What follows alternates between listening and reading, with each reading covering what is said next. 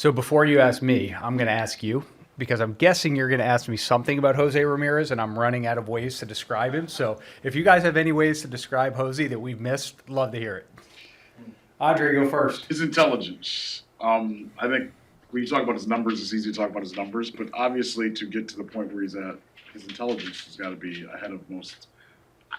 I think I see him read and watch other players and other teams better than I've ever seen anyone do that. Is that a teachable thing? You know what I mean? Like I see Angel getting close. I'm glad you asked it this way. I see Angel kind of like pick from him and other younger players. And sometimes his mind is so further ahead. I think you hit on something that makes Jose who he is. I mean, he's always thinking and always paying attention to something that's happening in the game. You get a front row seat to it. You see him in the dugout, like he's watching every pitch. He's looking at every moment of the day, trying to find that small thing to help the team win. And whether that's helping another guy develop, something he can do himself, it's extraordinary to see. And now, Jose's always had great baseball IQ, but he continues to work at it and continues to learn and grow, and that's, I think, what helps separate him. I'll be ignorant too as the new guy. Do you remember like what his outlook was when you first came up here? I know he was younger for a guy making his debut, but his debut was actually pretty funny. I think he came in and he was like at first base with like Joaquin. Honeysy will remember if he was here. Was it Joaquin Benoit on the mound? And he just like kept. It was like he just kept running like he was invisible. Like his first few weeks in the big leagues, every time he got a base, he would just like run. He found a way to be safe more often than not, but. His transition, though, to the major leagues, it wasn't smooth. I mean, he had to bounce back and forth, up and down a few times. I think his first, 600 plate appearances in the major leagues, he probably had like a 630 OPS. He was playing shortstop and left field mostly. But then he found a way to continue to find ways to help us win games, found his way back to the big leagues, and then continued to grow and develop. Did you learn anything from that process of how he transitioned and apply that to other guys? Yeah, he's actually been one of the guys that we talk with about. You don't know exactly where those opportunities are going to be. If Jose said, "Hey, I played second base in the minor leagues. That's what I am. I'm a second baseman," he may not have gotten that major league opportunity the same way he did because of his willingness to go and play shortstop or left field, and ultimately ended up settling at third base, which isn't the position he played mostly in the minor leagues. So as we're having some of those conversations with guys in the minor leagues about why versatility is important, it's pretty helpful when you can point to, a guy that's going to be a future Hall of Famer and say, look, he came up and this was his story. So his open-mindedness allowed him to get those opportunities. So you might want to think about it similarly. Chris, what about the maturity level of him too, just seeing him grow into a team leader? Because I think there was spring training the one year where his car ended up in the practice field or something because he parked at the wrong place. He continues. I mean, he has evolved into not only the leader on the field, but leader in the clubhouse and everywhere else. I think he is universally respected for the way he plays the game, his toughness, his intelligence, how much he cares about winning. And so guys gravitate towards him. And he's found a way now to extend that leadership throughout the clubhouse. What is his routine like between games, Chris? Because he plays 155, 158 games a year. So he must really do something, does he? I mean, I couldn't go through his day-to-day with you, Jeff, but he prepares exceptionally hard. I mean, he put in a ton of work this winter. In fact, he was bringing other guys with him to train with him this winter. So he tries to prepare for the season and the off season, and then once he gets here, he has really good routines to try to stay healthy and continue to perform at a really high level. What were the reports on Bieber? He was really good. I mean, one of the benefits we have is we have the ability to get the feed from Goodyear, so a lot of TVs in the clubhouse were tuned to that outing yesterday, and it was really fun to watch Shane just get back out in a competitive setting.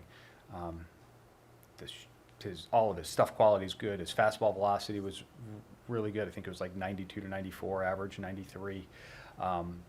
He's worked on, believe it or not, adding some complementary pitches or changing the way some of his pitch profiles look. So his changeup in particular had maybe more depth than it's had in the past, and his other secondary pitches look good. So he's going to be traveling here tomorrow, and then he's going to throw a bullpen with Akron, and he's set to start in Akron on Thursday. Eric Zabrowski will also be traveling here this week to join Akron to continue his rehab. So does that start the 30-day clock, or does the Thursday No, that start? would. The Thursday start with? No, I'm sorry. The Arizona start, because it's technically a formal game, so that starts the 30-day clock. On the other side of that, just where you see Tristan and where he's been able to go there, what he's going through right now. Yeah, so he's put in a ton of work in Arizona with our coaches out there. You know, unfortunately, his first outing back in a competitive setting was probably similar to what we've seen in the past, but I think we're looking at this as it's going to be a progression and a process with Tristan, and we'll continue to partner with him to try to help him make improvements. Chris, where do you feel like the rotation is right now? Because, I mean, it's been a couple weeks since we talked to you. Lively's Yeah. done for the year and, you know, well in the next season. Just where do you see things shaping up, at least until the All-Star break? Well, I think we've been encouraged by the way the rotation as a group has performed over the course of the last month. I think in May, you know, our team ERAs, you know, in the top half of the league, which is an improvement for where we were in March and April, but I think it's a continued work in progress. It continues to be a really young group that has a lot of ability, that is capable of putting up really strong outings. But I think what we're trying to work with them on is just getting more consistency from that group as a whole. And again, I think we've seen signs of heading in the right direction, and hopefully it can continue. What are you seeing from Angel? Maybe that was different from a year ago today that's helped him be successful. I think he's a little bit more comfortable up here and comfortable in the role. I think he's beginning to feel that he doesn't have to prove himself every day, and the more he can let the game come to him and allow his ability to shine through without trying to force too much, I think that's allowed him to maybe contribute the way he has so far. And it's important to remember, I think he's only 23, 24, so he's still a really young player learning his way at the major leagues, but he's made a great contribution so far, and hopefully he can continue to do that. Just more on Shane Bieber. Obviously, he's a great pitcher, but just to get him back here with you know, the Guardians, what would that mean? Just even beyond his pitching skills, to have his leadership back here. Yeah, it's great. Every time we have the opportunity to have Shane around our team, Jeff, it helps uplift Shane, but also the entirety of the group. He's been through so much in his career and has had so much success and has worked for it that he has a lot of wisdom that he can share with other guys. And when he's here, he has an impact. And so we're excited that, you know, he'll be back in the Cleveland area over the next few weeks, and hopefully, you know, the not too distant future, ready to rejoin the team. Would the plan be for him after the rehab start on Thursday to remain here for the weekend with that series against the Astros, or? I think that's what we'll work through that as much as we can. We'd like to have Shane around our team as he completes his rehab, and most of his work will be with the Cleveland affiliates. So he'll play, you know, he'll have a start in Akron. We'll look to line up his schedule. If it's Lake County happens to be home or Columbus is home, we'll try to match it up that way until he's ready to go. Is there a certain number of rehab starts you want him to have, or is it fluid?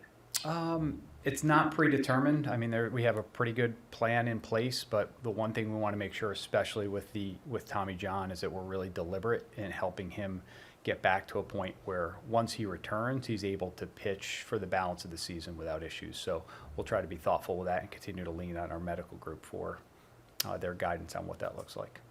So Stefan go back to Arizona? He will go back to Arizona. So he was in Cleveland getting a recheck, and then he'll go back to Arizona to continue his rehab. He's a little bit further behind where Shane and Eric are. So in terms of Shane, in stretching him out with the rehab starts and everything, is it kind of a normal spring training progression as far as stretching him out while keeping an eye on the rehab and everything? It's a combination of that, yes. We have to be mindful that he did not have spring training, so we have to just build up his total volume. It's not like a guy that's gone through spring training, pitched into the season, and then had an injury where he already had that foundation in place. Like Yeah. during spring training Right. with like an inning or two? So you'll likely see him repeat different stages. Like I think his next outing, he'll probably go 3 innings and 50 pitches, which was right around what he did. I think he was 2 1/3, 42 or 43 pitches yesterday. So he's going to be in a similar volume when he pitches with Akron, and then we'll probably progress in the 4 innings. He might do that a couple of times. So that's the type of progression you could expect. What do you make, like, Is Travis Lozana, is he doing anything out there in, how far away is he from? So that timetable of the 8 to 12 weeks for the obliques still seems like we'll be somewhere within that range. So he's just started to increase his activity. He's still a ways away from, swinging a bat or doing any sort of those rotational exercises time. So it's going to be a while. And he'll stay out there? He'll be in Arizona for a while. what do you just think of the first 2 months overall? Like, seems like you guys are, it's a competitive division and just staying in the mix. Yeah, I think we're right in the mix. We've had our share of inconsistencies, and I think you probably have heard me say that a number of times. But I think what we're seeking to do is be a little bit more consistent in all areas of the game, whether that's starting pitching, our bullpen, our defense, offense, all of those areas. I think we've seen signs of what we're capable of doing, but we feel like we still have our best baseball yet in front of us, and that's part of something that goes along with being a young team. What do you think's going on with John Kenzie and Noel, Chris? He's obviously struggled, but it's really hard for a young player that's been an everyday player in the minor leagues to come up to the big leagues and play in a part-time role. And it's especially hard for a guy to do that when he's on the short side of the platoon as a right-handed hitter. Those guys are only getting 25 or 30% of those plate appearances. And so it can be really difficult for a young player to transition into that role. So I think the circumstances are hard for any young player to be successful. And I think there are things with John Kenzie in particular, with his swing, that, he could benefit from just more regular playing time. But that's really hard to do at the major league level because we're trying to win each night and figure out what the best matchups are for us to win on any given day. How good is it getting Friday back? What's that? How good is it getting David Friday? It's awesome. It's such a lift to the team to have David back, not just on the field, but in what he's capable of there, but just his presence in the clubhouse. He's a guy that has had and will continue to have an enormous impact on our team and our culture and the environment. Surgery date for Ben Lively, or is that still to be? I think it's going to be at some point likely late this week. And latest on Will Brennan, is he getting checked out? He is getting checked out. He's going to head to see Dr. Meister in person to get Dr. Meister to weigh in. He wanted to do a clinical exam with Will before we determine what the next steps will be, whether we go through conservative treatment or whether it's a surgical intervention. So we're still in the process of learning more. Does anyone ever leave that guy's office with good news? I'm sure there are. I'm sure in the scheme of, if you're going to see him, there's a reason you're going to see him, which means you're injured. So I do think there are times when, maybe there were the expectation of a guy going in needing surgery, and Dr. Meister has recommended conservative treatment. So I do think there are examples of that. I know there was an update yesterday, Chris, but any further update on Walters since it looked pretty bad?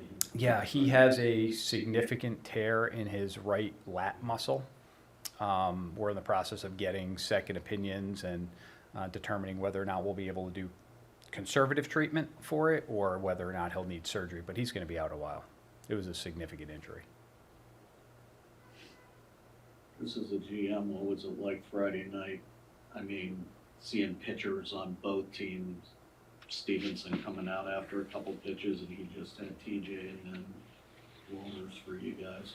Yeah, it's so hard when anytime you see that. I mean, you could see on both guys' face the immediate concern, especially Andrew. He was in excruciating pain, and just the anxiety that was evident for him.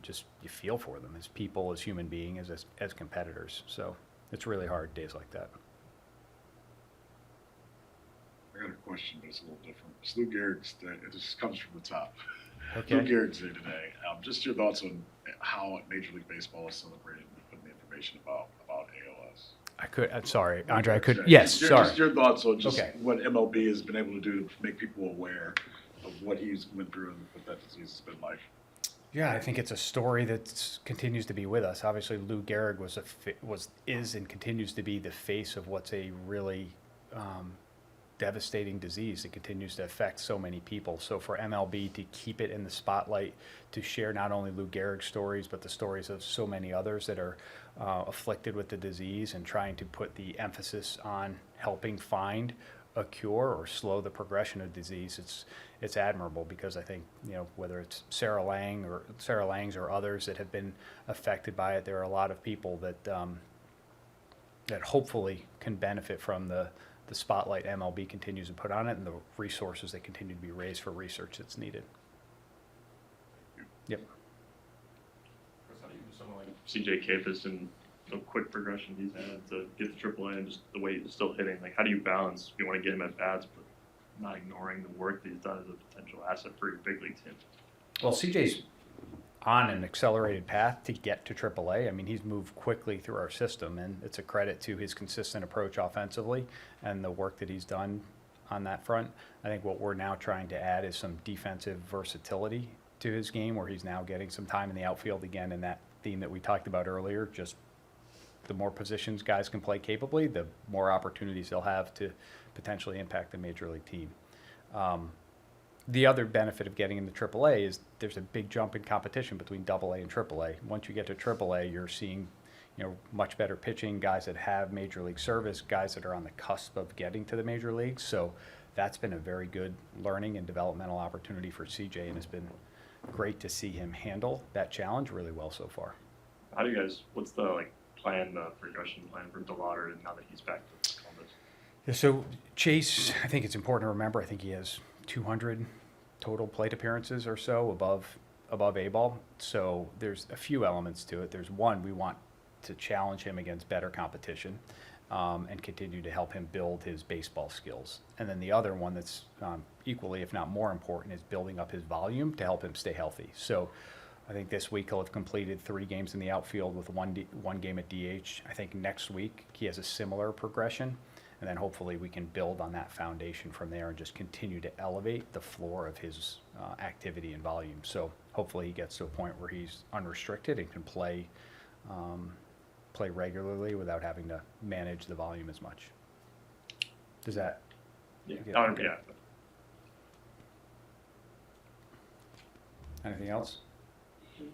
How do you guys would describe Jose Ramirez now that I'm out of words? I mean, I know you as voter and I every day, and I've run out of things to talk about him. All right, Kyle, you're heading back to New York for the first time since the ALCS. How valuable was that experience for you in your rookie season, and how have you benefited from that entering year 2? Yeah, just I guess playing those super meaningful games has helped me kind of apply that, early on this year. Learned a ton. Excited to go back there. People usually say when you go to New York, it just feels bigger. What do you remember about the atmosphere during that playoff series? Yeah, no empty seats, super loud, fans yelling at you. It was a super unique, special environment. You had an unbelievable ALCS, obviously capped off with that 2-run homer in Game 3. Take me through that at bat again, if you can remember. What were you looking for? What was your approach, and what were you feeling? Yeah, looking for a fastball, 3-1 count, looking to drive it in the air to one of the gaps. So, yeah. Do you remember who it was off of? Clark Schmidt, I believe. Do you remember who you hit a home run off of earlier this season against New York? Yeah, Clark Schmidt, yeah. Is that something that you pay attention to as a hitter when you've had success against a pitcher? Are you conscious of that in your next at-bat? Yeah. It helps. I mean, anytime you're facing anybody, I usually try to get off the iPad, see if I faced them, what I did, how they pitched me. So having those at-bats is super helpful. This team has been battling as of late. You guys have had some really tough stretches, long stretches as well. How beneficial have these couple scattered days off been for the team to regroup? They're super valuable.